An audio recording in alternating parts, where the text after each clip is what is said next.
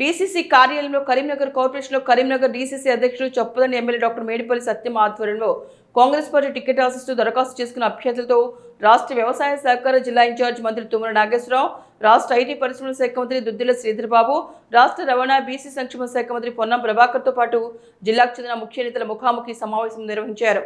ఈ కార్యక్రమంలో కాంగ్రెస్ కార్పొరేటర్ ఆశావాహులు పాల్గొన్నారు.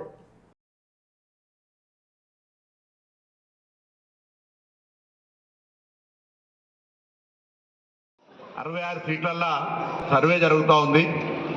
మీరు కూడా వ్యక్తిగతంగా అంచనాలు వేసుకోండి.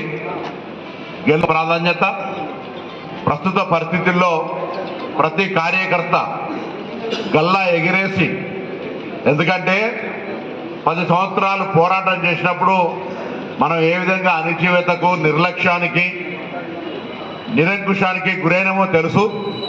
ఇప్పుడు 10 సంవత్సరాలుగా అటువంటి నిరంకుశం నుంచి బయటేసి 2 సంవత్సరాల క్రితం మన ప్రజాపాలన అధికారంలోకి తెచ్చుకున్న తర్వాత గౌరవ ముఖ్యమంత్రి రేవంత్ రెడ్డి గారి నాయకత్వంలో ఇలా మనం ఎక్కడికి వెళ్ళినా కాంగ్రెస్ పార్టీ పట్ల సానుకూలంగా ప్రజలకు వివరిస్తూ కాంగ్రెస్ గెలుపు కొరకు కృషి చేసే బాధ్యత ముందుగా మనందరిది.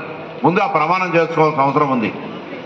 తప్పకుండా పోటీ, యాస్పిరెంట్, ఆశావాహులు మీ హక్కును, మీకు ఉన్నటువంటి శక్తిని వాడల్లో ప్రజల దగ్గర చూపించి ఆ సర్వేలో మీ పేర్ల చివరి చూసుకునే ప్రయత్నం జరగాలి. 1. 2, ఇలా మీరు ఎక్కడికి వెళ్ళినా మొట్టమొదలు కాంగ్రెస్ పార్టీ చేసిన కార్యక్రమాల గురించి,